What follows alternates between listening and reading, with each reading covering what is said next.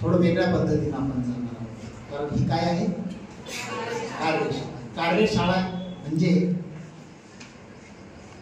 विशिष्ट असं कार्य, विशिष्ट अशी कृती ज्यामधून आपल्याला घडवायची आहे, ज्यामधून आपल्याला साकार करायची आहे, त्याची ही शाळा आहे, त्याचं हे प्रशिक्षण आहे. इथं केवळ आपण चॉक अँड टॉक एकेरी पद्धतीनं जाणार नाही. मी उभं राहिलो, तासभर भाषण केलं, काही गोष्टी सांगितल्या आणि निघून गेलो, मग ती कार्यशाळा होईल का? नाही होणार. तुम्ही नुसतं ऐकायचं काम केलं नाही. ऐकणाऱ्यानं सुद्धा बोलायला सुरुवात केली, ऐकणाऱ्यानं सुद्धा विचार करायला सुरुवात केली, ऐकणाऱ्यानं सुद्धा हातात पेन घेऊन मांडायला सुरुवात केली, तर ती कार्यशाळा होईल. नाही तर ती कार्यशाळा होणार. आणि अशा या कार्यशाळेच्या अगोदर मी तुमच्या हातात काही कागद दिलेले आहेत ना, काही 5 प्रश्न आहेत. 5 प्रश्न तुम्ही नोट करायचे. 5 प्रश्न आहेत.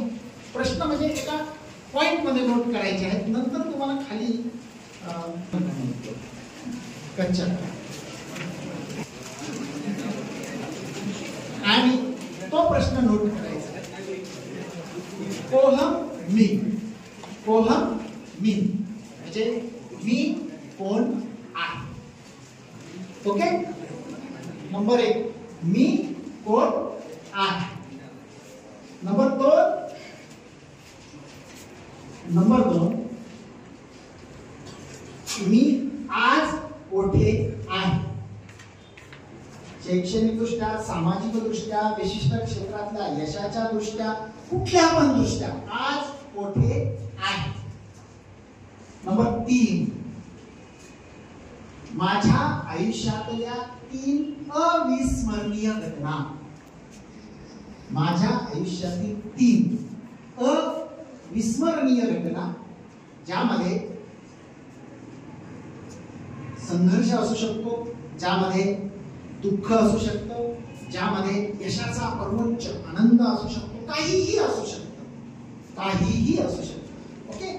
पण त्या घटना ज्या तुमच्या आयुष्याला एक दिशा देणाऱ्या आहेत, तुमच्या आयुष्याला एक नवं वळण देणाऱ्या आहेत, तुम्हाला काहीतरी शिकवणाऱ्या आहेत, धडा देणाऱ्या आहेत. कुठल्याही 3 अविस्मरणीय घटना बालपणापासूनच्या आठवायच्या आहेत तुम्हाला. ओके. 4 माझ्या आयुष्याला वळण देणाऱ्या, संस्कार देणाऱ्या प्रभावी 5 व्यक्ती. किती? 5 व्यक्ती. त्या कोणीही असू शकतात. मग शिक्षक असू शकतात, आई वडील असू शकतात, मित्र असू शकतात, वातावरण किंवा परिस्थिती पण असू शकते. ओके. मी कोण आहे याच्यात ते येईल परिस्थिती. कारण प्रत्येकानं एक विशिष्ट अशी परिस्थिती आयुष्यामध्ये अनुभवलेली ही असतेच. आणि नंबर 5 सांगण्यासारखे काहीतरी, लिहिण्यासारखे काहीतरी, ज्याचं तुम्ही प्रॅक्टिकल वर्क शेवटी करणार आहात. सांगण्यासारखे काहीतरी, पब्लिक लिहिण्यासारखे काहीतरी. मित्रांनो, तुम्ही म्हटलं असाल आज मंचावर कोणतरी एक वेगळं मान्यवर व्यक्ती दिसते, आपले सहकारी प्राध्यापक आहेत, नियतकालिकाच्या अनुषंगाने हे सगळं आहे. असं काही न करता सरांनी असं काय अचानक हे सुरू केलं? मी तुमच्या आता मेंदूला चालना दिलेली आहे. काय दिली आहे? कितीही काही भारी बोललो तरी तुम्ही त्या प्रश्नाभोवती फिरायला सुरुवात करायची असणार आहे ना. तेच तुम्हाला कार्यशाळेत करायचं आहे, हरकत नाही. पण त्याच्यासाठी एक प्रात्यक्षिक तुमच्याकडून मी मुद्दा मांडतो. आम्ही नेहमीच बोलतो, आम्ही आमचे अनुभव नेहमीच कथन करतो, आम्ही आमच्या जडणघडणीचा इतिहास नेहमीच सांगतो की नाही. इंडक्शन प्रोग्राम असेल, काही ना काही निमित्तानं येतात. पण आज तुमच्यातलाच एक काल परवापर्यंत तुमच्यासारखा या बेंचवर बसणारा, बरोबर, आज कुठे आहे? स्टेजवर सन्मानानं आपल्या प्राध्यापक आणि प्राचार्यांच्या शेजारी बसले आणि त्याला काहीतरी आयुष्यात एक अचिव्हमेंट, काहीतरी एक त्याच्या मनातली जी काही इच्छा होती ती साकार करण्याच्या एका उंबरठ्यावर, म्हणजे ती साकार केलेली आहे. तो इथंच थांबणार नाहीये हे त्याला मी काल सांगितलेलं, पण आणखी पुढे जायचं आहे, खूप खूप पुढे जायचं आहे. पण तो काल परवापर्यंत तुमच्यात होता, आज इथं बसला आणि नगर परिषदेमध्ये कार्यकारी अधिकारी आणि टॅक्सेशन ऑफिसर म्हणून त्याची नियुक्ती झाली. बऱ्याचदा असं आपण म्हणतो किंवा टॅक्सेशन ऑफिसर म्हटलं की मग त्याला कॉमर्स लागल, बरोबर, त्याला इकॉनॉमिक्स लागल, असं काहीतरी लागलं असं वाटतं की नाही. पण जॉग्राफी केलेला पोरगा टॅक्सेशन ऑफिसर होऊ शकतो का नाही? कार्यकारी अधिकारी होऊ शकतो की नाही? मराठी केलेला होऊ शकतो की नाही? इतिहास केलेला होऊ शकतो की नाही? हिंदी केलेला होऊ शकतो की नाही? सायन्सचा होऊ शकतो की नाही? कोणीही एने हो, कोणीही होऊ शकतो. पण तो ज्या स्टेजला आज पोहोचलाय, एक यशाचं मधुर असं फळ तो चाकतोय, आणखी त्याला पुढे खूप जायचं पण आहे. पण हे यश त्यानं एकाएकी अचानक एका रात्री मिळवलेलं कुठलंही यश अचानक एकाएकी लॉटरी लागल्यासारखं प्राप्त होत. त्याच्या मागे असतो एक जडणघडणीचा इतिहास. काय असतो? एक जडणघडणीचा इतिहास. त्याच्या मागे असते एक वाटचाल, त्याच्या मागे असतात काही व्यक्ती, त्याच्या मागे असतात काही शिक्षक, त्याच्या मागे असतात एक कुटुंब, त्याच्या मागे असतो एक समाज, त्याच्या मागे असते एक परिस्थिती, त्याच्या मागे असते एक परिस्थिती. आणि त्यातून टक्के टोपे खात अनुभव घेत घेत घेत घेत तो एका विशिष्ट टप्प्यावर पोहोचतो. त्याला म्हणतात त्याच्या आयुष्याची काय जडण. आम्ही प्रत्येक जण आहोत इथं. मला नाही वाटत सोन्याचा चमचा तोंडात घेऊन जन्माला आलेला आहे का कोणी तुमच्याकडे? बोले सर, सोन्याचा चमचा घेऊन जन्माला आला नाही आले? हिप्परकर नाही ना?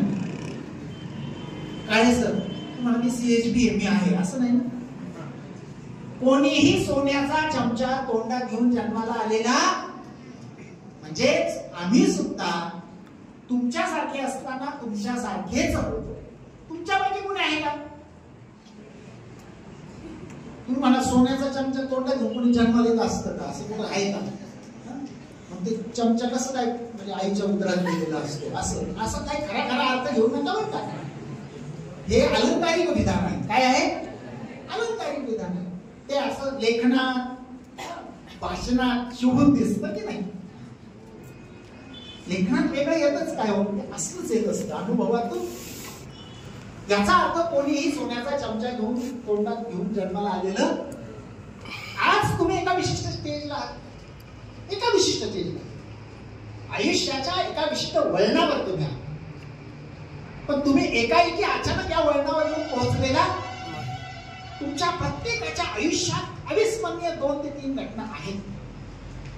कोणी बुद्धीनं हुशार असेल, बुद्धीनं सगळेच हुशार असतात, निर्बुद्ध कोणीच नसतं. तसं निसर्गानं गॉड गिफ्ट आपल्याला दिलेली आहे, जिला इमॅजिनेशन असं म्हटलं जातं, जिला कल्पनाशक्ती असं म्हटलं जातं, जिला प्रज्ञा म्हटलं जातं. सगळ्यांना दिलेले आहे. लक्षात घ्या, शारीरिक व्यंग्य घेऊन जन्माला आलेल्या मुलांव्यतिरिक्त इतर सर्वांना परमेश्वरानं ह्या गिफ्ट दिलेल्या आहेत.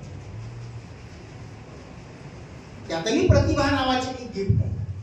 नवोन्मेषशालिनी प्रज्ञा प्रतिभा असं त्याची व्याख्या एका प्रज्ञावंतानं केली की नवीन नवीन नवीन गोष्टी निर्माण करण्याची क्षमता ज्या प्रज्ञेमध्ये असते तिला प्रतिभा असते. तुमच्या प्रत्येकामध्ये ती आहे, असं काही समजायचं नाही. दिव्यांग व्यक्ती सोडल्या, म्हणजे मतिमंद किंवा गतिमंद व्यक्ती सोडल्या तर प्रत्येकात ती आहे, प्रत्येकात ती आहे. म्हणजे याचा अर्थ आपल्याला क्षमता आणि शक्ती दिलेली आहे, दिलेले आहेत. फक्त त्याचा वापर करताना तो कसा करायचा, कोणत्या पद्धतीने करायचा, त्याचं योग्य असं प्रशिक्षण, योग्य असं आत्मभान किंवा जाणीव आपल्याला नसते. म्हणून ती प्रतिभा तशीच राहते. जसं वाहणारं पाणी एका ठिकाणी थांबलं की त्याचं डबकं होतं. ते वाहिलं नाही तर ते साचलेलं पाणी डबक्यात रूपांतरित होतं आणि कालांतरानं ते पाणी तिथं संपून जातं. पाणी जोपर्यंत प्रवाहित आहे तोपर्यंत ते जिवंत राहते, त्याचा वास येत नाही. तसंच प्रतिभेचं आहे. तुम्हाला मला दिलेल्या प्रतिभेचं, प्रज्ञेचं आहे, तिचा वापर केला गेला नाही, तिला यूज केलं गेलं नाही तर तिच्यावर गंज चढतो आणि एक दिवस ती संपूर्ण जाते. आणि आपण म्हणतो काय निर्बुद्ध. काय निर्बुद्ध? कोणीही निर्बुद्ध नसते. आणि मग कलावंत घडतात, कवी घडतात, साहित्यिक घडतात, लेखक घडतात, अभिनेते घडतात, शास्त्रज्ञ घडतात, इंजिनियर्स घडतात, व्यावसायिक उद्योगपती घडतात. खूप व्हरायटीनं माणसं घडतात, खूप व्हरायटीनं. त्यांची एक जण घडत असते, त्यांचे एक अनुभव असतात, एक साठा असतो त्यांच्याकडे. पण ते घडतात म्हणजे काय, ते त्यांच्या क्षेत्रात माहीर असतात. म्हणजे आता मला सगळ्यांचीच नावं पाठ नाही, परंतु काही चेहरे असे असतात की जे सातत्यानं पुढे येऊन काय होतात, वेगवेगळ्या ऍक्टिव्हिटीच्या रूपानं. जसं नुपूर वेगवेगळ्या ह्याच्यात दिसते सारखी, बरोबर, तर लगेच तिची ओळख तयार झाली, एक आयडेंटिटी तयार झाली. ती काय जन्मतःच गायक का गायिका किंवा संगीतकार म्हणून जन्माला आली का, तो आपली ती सूत्रीकृत, बरोबर ना. ही एक अत्यंत हुशार, सालस, बुद्धिमान पोरगी आहे, अत्यंत अबोल अशी आहे. कधी तुम्हाला अशी जास्त हे दिसणार नाही, पण आहे. एक चेहरा समोर उभा राहतो. ही तुझं नाव काय? तर ही एका जिद्दीनं भेटलेली पोरगी आहे. तर असे चेहरे पटकन पुढे येतात. म्हणजे याचा अर्थ तुम्ही सगळे असे आहात असं नाही. आमचं ज्याचा सुप्रसिद्ध कर्जत तालुक्यातला सुपुत्र आहे, कोयता म्हणतात त्याला, रमेश, काय नाव रे? रमेश कांगरे. याच्याकडे पण ती क्षमता आहे, पण तो चुकीच्या ठिकाणी चुकीच्या क्षमता वापरतो, म्हणून त्याची वेगळी आयडेंटिटी तयार आहे. नाहीतर एक प्रचंड ताकद आणि धमक असलेलं पोरग आहे, खरं सांगतो. खूप वेगळं असं आहे. आताशी पुढे थोडं ट्रॅकवर आलंय, कदाचित भविष्यात काही चांगली क्रांती घडेल असं काही नाही बरं का. म्हणजे कॉलेज दशेमध्ये काही अशी असणारी मुलं सुद्धा नंतर फार घडलेली आहेत, फार उंचीवर गेली आहे, असं काही नसतं. एखादा शिल्पकार घडतो म्हणजे काय होतो? शिल्पकार कोण असतो? तुमच्या माझ्यासारखा एक सामान्य माणूस असतो. सामान्य तो पण माणूस आहे, त्याला काय 4 हात, पाय, कान, डोळे दिलेले असतात का? अजिबात. तुमच्या माझ्यासारखंच त्याला सगळं दिलेलं असतं. फक्त त्याला एक नजर आलेली असते, एक दृष्टी आलेली असते, हाताला कौशल्य आलेलं असतं, आणि तो रस्त्यानं चाललेला असतो. आपण पण रस्त्यानं चाललेलो असतो. फार मोठा असा दगड समोर असतो. आपण म्हणतो हा दगड आहे, आपण काय म्हणतो? हा दगड आहे, आणि आपण तिथून निघून जातो. शिल्पकार तिथून जात असताना त्याला तो दगड दिसत, त्या दगडात त्याला काहीतरी आकार दिसतो, काहीतरी एक आकृती दिसते, काहीतरी दिसतं. वस्तू तीच असते, माणसं 2 असतात. आणि मग तो शिल्पकार त्याला जेवढं दिसतं त्याच्यावर फोकस करतो, आणि जेवढं दिसतं तेवढं ठेवतो, बाकीचं काढून टाकतो चिमणी आणि हातोड्याच्या. दुसऱ्या दिवशी आपण तिथून चाललेलो असतो आणि म्हणतो, अरे हा सुंदर शिल्प आहे. का रे बाबा, काल तर त्याला तू दगड म्हटला होता, आज त्याला तुला शिल्प कसा म्हणतो? याचा अर्थ त्याच्यावर नजर कुणाची पडली आहे का? शिल्पकार. ती तुम्हाला पण आहे नजर. कदाचित आमच्या काळे सरांसारख्यांना त्या दगडावरून कधी कविता सुचत का? सुचू शकत नाही ना. दगडावरून कविता सुचू शकतात, सुचू शकतात. कवीला कल्पना सुचू शकतात. माझ्या मना बंद दगड, लाल रोड उठते आज, ऐक टापा ऐक आवाज, पुरी धार तुला रगड, माझ्या मना बंद दगड. एक अत्यंत गंभीर स्वरूपाची ही कविता त्या खूप आहे ना. दगडावरच्या कविता वगैरे कुणाला काय सुचेल, कुणाला काय सुचेल, कुणाला काय सुचेल. 3 इडियट मध्ये 3 इडियट मध्ये आपला आमिर खानचाच तो चित्रपट कुठला, पीके. यस, तो पीके काय करतो, एक दगड घेतो आणि त्या गार्डन मध्ये ठेवतो. खायचं पान असतं त्याचं तो काट त्याला लावतो आणि आम्हाला तो पहा कशी गंमत घडते. आणि काय गंमत घडते सगळ्यांना आठवतं, पैसा कमवण्याचं मशीन कसं. लोकांमधल्याच कल्पनेला त्यांना दगड तिथं सुद्धा कसं असो. सांगायचं तात्पर्य असं आहे, आपण रोज जीवन जगतो, आपल्याला खूप अनुभव येतात, खूप माणसं भेटतात, वेगवेगळ्या परिस्थितीत आपण वावरत असतो, बालपणापासून आलेलो असतो. प्रत्येकाला त्याच्यातून एक विशिष्ट असा धडा मिळालेला असतो, एक बोध मिळालेला असतो. काही जण तो मनाला लावून घेतात आणि त्याच्यातून काहीतरी योग्य शिकून पुढे जातात. ते कलाकार, कवी, साहित्यिक काहीतरी घडतात. कदाचित शास्त्रज्ञ पण घडतात, शास्त्रज्ञ पण घडतात. म्हणजे आपल्याला एक पारंपरिक कथा सांगितली जाते की सफरचंदाचं फळ खाली पडल्यानंतर एक प्रश्न निर्माण झाला. कुणाच्या मनात? सगळं माहिती राहू तुम्हाला, किती हुशार तुम्ही आहात. न्यूटनच्या मनात एक प्रश्न निर्माण झाला, हे खाली आलं, खालीच का, वर लटकलेलं होतं ते तिथंच काय नाही राहिलं, बाजूला का नाही गेलं, वर का नाही, प्रश्नच प्रश्न निर्माण झाला. मग त्याला प्रयोग करून पडलेलं फळ पुन्हा हवेत फेकून पाहिजे. त्याला वाटलं हवेत तरंगेल, तरंगला, परत परत परत परत प्रयोग प्रयोग काहीतरी आहे, काहीतरी ज्या अर्थी असं घडतं म्हणजे काहीतरी. मग त्याच्यातून त्याला जी काही जाणवलेली गोष्ट आहे त्याला त्यांना थिअरी, थिअरीचं नाव होतं. कोणती? ग्रॅव्हिटीच असते, तोच थिअरी. आला ना जगापुढे एक फार महान शोध. मग पुढे आईन्स्टाईन, भांडणी वगैरे, म्हणजे असं खूप काही असतं लक्षात घ्या. का त्याच्यापूर्वी फळं काय खाली पडत नव्हतं का? न्यूटनच्या अगोदर फळं हवेतच लटकत होती का? खाली पडत नव्हती? ती कुणाला दिसली नाही का? कुणाला प्रश्न नाही पडला का? न्यूटनच्या आधी माणसंच नव्हती या जगात, फळच नव्हती या जगात. काय ढवळे ढवळे होता ना आपली गेला का? एक लक्षात घ्यावा, हे असा प्रश्न पडणं, ह्या गोष्टी पण आहे. काहीतरी सुचणं हे पण आहे, काही कल्पना सुचणं हे पण आहे. हे गॉडगिफ्ट आहे प्रत्येकाला दिलं. तुम्हाला हे रोज सुचत असतं बरं का, सुचतं, तुम्ही कृतीत आणत नाही. आणि कृतीत आणलं नाही का ती गोष्ट कालांतराने काय होते, नष्ट होऊन जाते. जसं मी म्हटलं की पाणी एका ठिकाणी साठलं की ते काय होतं, डबक होऊन नष्ट होतं.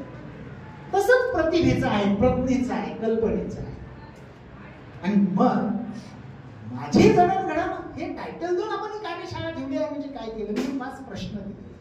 प्रत्येकानं आपल्या स्वतःच्या मनाशी त्या प्रश्नांना छेडायचं, खेळायचंय त्या प्रश्नांशी, खेळायचं, आठवायचं, मेंदूला ताण द्यायचा आहे. आज मी ज्या स्टेजला उभा आहे, भला मी खेळाडू म्हणून असेल, मी कलावंत म्हणून असेल, मी अभ्यासू मुलगा म्हणून असेल, किंवा मी सामान्य म्हणून कोणी असं, मला उद्याच्या काळात एक उत्तुंग झेप घ्यायची आहे. पण आज मी ज्या ट्रान्झॅक्शन पिरियड मधून चाललो, हा ट्रान्झॅक्शन पिरियड फार एका स्टेजला मी अचानक या स्टेजला पोहोचलेलो नाही. त्याच्यामध्ये इतिहास आहे, एक कहाणी आहे, हकीकत आहे. आणि मग ती मला आठवायची आहे. या प्रश्नांना छेडून मला जसं वाटतं तशी ती मांडायची. सगळेच काही लेखक म्हणून घडू शकतात का? काही असे असतात की त्यांना चांगलं सांगता येतं, चांगलं सांगता येतं, ते वक्ते होतात. काहींना चांगलं आठवतं, सांगण्यासारखं काहीतरी असतं, पण ते लिहिता येत नाही आणि सांगता पण नाही. याला काय करतात? आणि ज्याला सांगता येतं, लिहिता येतं, ते लिहितात असं. पण ज्याला काहीच येत नाही त्याला काय करावं? तुम्हाला या तंत्रज्ञानाच्या क्रांतीनं एक काय दिलं, यंत्र दिलं. तुम्हाला मित्र दिले, मैत्रिणी दिल्या आहेत का? ते अनुभव त्यांच्याशी शेअर करून तुम्हाला शब्दांकित करून घेता येऊ शकतात. नाही तुम्हाला लिहिता येत, शब्दांकित तर करू शकतात, कच्चं मच्चं तर करू शकतात. ही माणसं कशासाठी बसतात? ते कच्चं मच्चं असतं त्याला पक्क करण्यासाठीच बसले. एक फक्त लेखक, कलावंत, साहित्यिक हे घडू शकतात. जन्मानेच ते असतात असं नाही, घडू शकतात. फक्त त्याचं पथ्य एकच आहे, एकच पथ्य. माझ्या आयुष्यात मला सांगण्यासारखं काही, ज्याच्याकडे सांगण्यासारखं काहीतरी असतं तो निश्चितपणानं लेखक, कलावंत, कवी, साहित्यिक होऊ शकतो. आणि प्रत्येकाकडे हे असतंच. शेवटी मला एक, आपण एकतर्फी जाणार नाही आहोत, त्याच्यासाठी मी एक खास उदाहरण तुमच्या पुढे आणलेलं आहे. तो त्याची कहाणी सांगणार आहे. ती या ठिकाणी रेकॉर्ड पण होणार आहे. रेकॉर्ड झालेल्या कहाणीला आम्ही शब्दरूप पण देणार आहोत आणि त्याच्यातून माझी जडणघडण नावाचा एक सुंदर आर्टिकल तयार होणार आहे. फक्त तो सांगणार आहे. एक प्रात्यक्षिक त्याच्या माध्यमातून. फक्त त्यापूर्वी एक जिवंत माझी जडणघडण ऐकण्याच्या अगोदर माझा एक प्रश्न सर्वांना. प्रश्न, अशा पद्धतीनं अनेक पुस्तकं लिहिली. प्रति आत्रे मी कसा झालो हे टायटल घेऊन मी लेखक कसा झालो, मी कवी कसा झालो, मी चित्रपट दिग्दर्शक कसा झालो, मी नट कसा झालो, मी प्रत्येक याच्यात मी कसा झालो असे टायटल्स देऊन त्यांनी एक पुस्तक साकारले, मी कसा झालो. अशी अनेक पुस्तकं आहेत. काही असे लेखक आहेत की त्या लेखकांनी आपल्या जीवनाची पूर्व कहाणी मांडली. मग झोंबी सारखी एक कला साहित्य कृती आहे आनंद यादव यांनी. त्यांनी आपली विद्यार्थी दशा ते कॉलेज पर्यंतचं सगळं जीवनपट मांडलं आणि त्याला झोंबी म्हणजे झगडा, संघर्ष, परिस्थितीशी, व्यक्तीशी किंवा वृत्तीशी केलेला झगडा तो त्यांनी मांडलाय प्रांजळपणे. अनेक पद्धतीने हे कथन केलं, आपलं स्वतःचं जीवन मांडलेलं. आणि अशा शेकडो व्यक्ती आहेत यशाच्या उच्च शिखरावर गेलेल्या, त्यांनी आपल्या स्वतःच्या जीवनाचं काहीतरी मांडले. ताई मी कलेक्टर वैनू या नावाने एक छोटीशी कलाकृती आहे. एका भिल्ल समाजातला दारू पाडणाऱ्या कुटुंबात जन्माला आलेला हा पोरगा कलेक्टर कसा झाला, छोटीशी कहाणी. अशा खूप कहाण्या. हम होंगे कामयाब, विश्वास पटेल ना, ते कहाण्या आहेत. बघ, उद्योगाच्या क्षेत्रामध्ये अत्युच्च भरारी घेणाऱ्या Vitthal Kamat hotels and group यांनी इडले आर्किड आणि मी नावाचं पुस्तक. त्याच्यात एक साधा वडापाववाला हा जगातला हॉटेल किंग कसा झाला, जगातला भारतातला कसा झाला. असं अचानक एकाएकी कोणी अत्युच्च शिखरावर जात नसतं, यश मिळवत नसतं. त्याच्या मागे एक कहाणी असते, त्याच्यात अनेकांचा वाटा असतो. आणि मग माझी जडणघडण मी आज मी प्राथमिक, माध्यमिक, उच्च माध्यमिक करून आता हायरमध्ये आलो. इथं आल्यानंतर सुद्धा पण काहीतरी मिळालेलं असणार आहे का? असं आहे सगळं आला वारा गेला वारा सारा भरारा असं आहे. काहीतरी मिळालं असतं ना वर्षात 2 वर्षात, काहीतरी चेंज थोडाफार झाला असेल, काहीतरी असणार आहे त्याच्या मागे, काहीतरी असणार. त्याच्या फक्त मेंदूला ताण लावला म्हणजे 5 प्रश्न तुमच्याकडे. तर ह्या विषयाकडे जाताना आपल्याला, मला इथं संपवायचं नाही कार्यशाळा. राहुल बोलल्यानंतर मी तुमच्यावर प्रश्नांची सरबत्ती करणार आहे. तयार राहायचं आहे, प्रश्नांचे बाण झेलायला लागणार. ओके. तर राहुल धनावडे, हा प्रश्न पडलाय का नाही तुम्हाला? पडलाय की नाही? तो जर यश मिळवू शकतो तर मी का नाही? मला एक सांगा, 2-3 प्रश्न टाकणार तुम्हाला कामाला लावणार आहे. राहुलला वडील आठवत नाही, तुमच्यापैकी असं कोणी आहे का? आपले दिंडे 2 तरी आहेत. मी पण त्यातला आहे म्हणून सांगतो, वडील आठवत नाही. नंबर 1. नंबर 2, याचा अर्थ बाकीच्या वडील आणि आई आहे. राहुलची आई मानसिक हे झाल्यामुळे तिलाही सांभाळण्याची जबाबदारी त्याच्यावर. मला असं वाटतं की आपल्याला असणारी आई ही किमान सुदृढ असणार आहे, असं गृहीत धरायला काय हरकत नाही. कदाचित कुणाला आईचं प्रेम मिळालेलं पण नसणार. त्यानंतर तुम्हाला किती मार्क पडले ही गोष्ट मॅटर करते का वैशाली? करते का? अजिबात करत नाही. ते मला किती माणूस किती बुद्धिमान आहे ही गोष्ट मॅटर करत, त्याला समायोजन कसं करता येतं आयुष्याचं ती गोष्ट मॅटर. आणि ते समायोजन त्याने केले. 49% काहीतरी त्याला मार्क्स आहे. मी पण 10वीला नापास झाल्याच्या अनेकांना अनेक वेळा कहाण्या सांगितलेल्या आहे. 2 वर्ष मी घरीच होतो. तुमच्यातही कुणीतरी निश्चितपणाने आयुष्यात अपयश पचवलेलं असणार आहे. पण ह्या गोष्टी आपल्याला वळण देत असतात. निश्चित आयुष्यात अपयश यावंच माणसाला, यावंच. फक्त ते पचवणं आणि त्याच्यावर मात करून पुढे जाणं ही जी धमक आणि ताकद लागते ती अशा अनुभव कथनातून येत असते. कारण अपयशाशिवाय आपल्याला यशाची चव नाही. आणि चौथी गोष्ट आहे, जगामध्ये रूप ही गोष्ट मॅटर करते. राहुल असा हँडसम मस्त पैकी दष्टपुष्ट शरीर असलं काही आहे का? आहे का? सर्वसामान्य तो त्याला आपण त्या आरके लक्ष्मणच्या भाषेमध्ये काय म्हणतात? आरके लक्ष्मण कॉमन मॅन, बरोबर की नाही? कॉमन मॅन आहे. तुमच्यासारखाच तो काय आहे? आपण कोणी असे उपवंत गुणवंत कीर्तिवंत म्हणजे असे याच्यात आहोत का? कॉमन मध्येच आहोत. ह्या गोष्टी जर मॅटर करत नसतील तर मला यश का नाही? मी काय स्वतः शेते, बरोबर आहे ना? आताची हे मला दिसायला लागले प्राजक्ता आहे. तर ह्या गोष्टी जर मॅटर करत नसतील तर मग मला यश मिळणं काय अवघड आहे? हा झाला पुढचा काळ. तुम्ही ट्रान्झॅक्शन पिरियड मधून चाललेला आहात असं मी म्हटलेलं आहे, बरोबर? ट्रान्समिशन व्हायचं आहे. यश कुठल्या ना कुठल्या क्षेत्रात जाणार आहे. आता जसं दिंडे काय तसं तिचं क्षेत्र फिक्स झालेलं आहे. त्यातली एक फार मोठी हवं होणार भविष्यामध्ये असं दिसतं. पण काही असो, माऊली महाराज पठाडे याच महाविद्यालयाचे विद्यार्थी आहेत, बरोबर की? पण आज महाराष्ट्रातल्या एका टॉपच्या 5 मध्ये ते मोडतात की नाही? पण काही काळाने संस्काराचे धन इथून घेऊन गेलेत ना, बरोबर? तसंच तुम्ही आता संस्काराचे धन गोळा करता आणि मग या सगळ्या गोष्टी करता.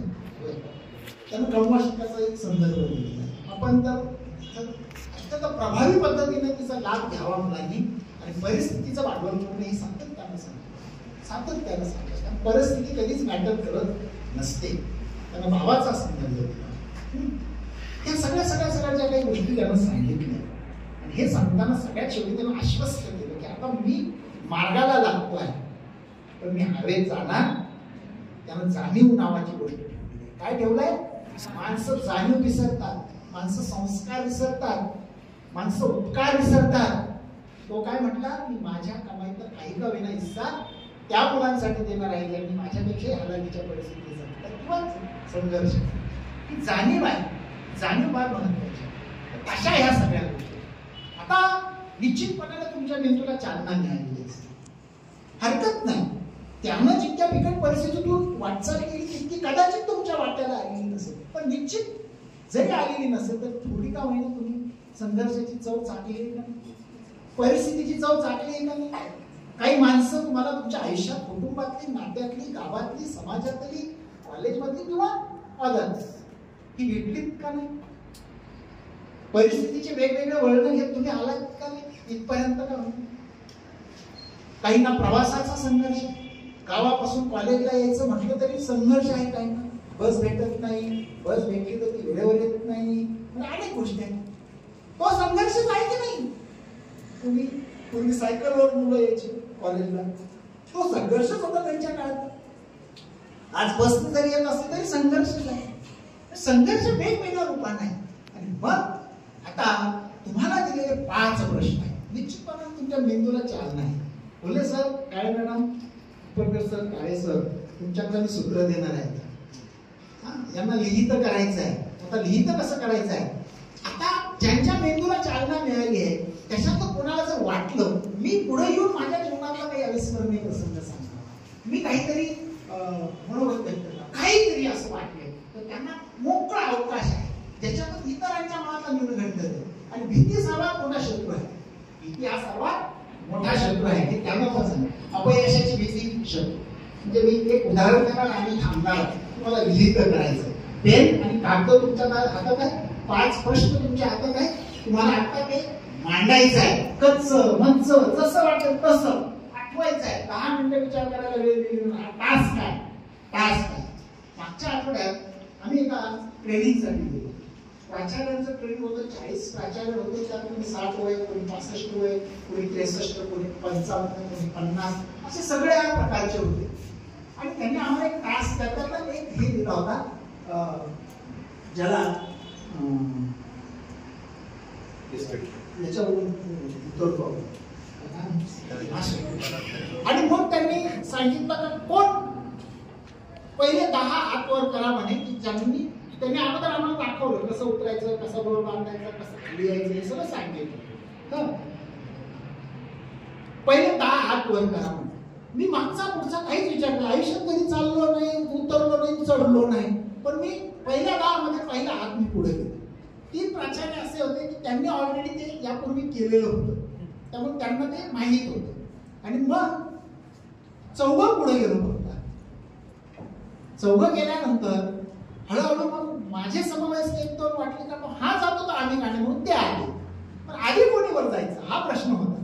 प्रचंड उंच भिंत होती आणि तिथं ते बांधून आपल्याला खाली सोडतात आणि उतरत यायचं.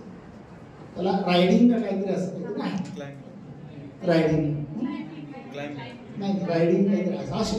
तर मी आपलं माझ्या स्टाईलला धाडस दाखवलं. म्हटलं आता धाडस तर दाखवलं तर करावं लागणार. करून खाली पाहिलं तर डोळे भिरभिरत आहे. तेव्हा ती उंची पाहूनच निम्म्यांनी अंग टाकून दिलं. कुणाचं कंबर दुखायला अचानक लागलं, कुणाचं काय बरंच काय. मला हे नाही सांगायचं, हे नाही सांगायचं आय डू इट. काय होऊन म्हणणार आहे, होऊन काय पडणार तर नाही. आपण आपलं बांधलेलं असतं फक्त एवढं तुम्हाला माहिती होतं. बांधलेलं पक्क असतं. अडचण काय आहे, होऊन तर मध्ये लटकून राहून ते म्हणणार आहेत ना वर म्हणणार. मी बिंदास्त नाव दिले आणि मी गेलो आणि अगदी मोकळ्या मनानं ती भिंत काही चढत उतरत आलो. त्यानंतर अनेकांना कॉन्फिडन्स आला आणि 40 पैकी जवळजवळ 38 प्राचार्यांनी मग ती केलं. मला हे का सांगायचं आहे तर याच्यातून धाडस बिडस हा प्रकार नाही. भीती सगळ्यात मोठा शत्रू काय?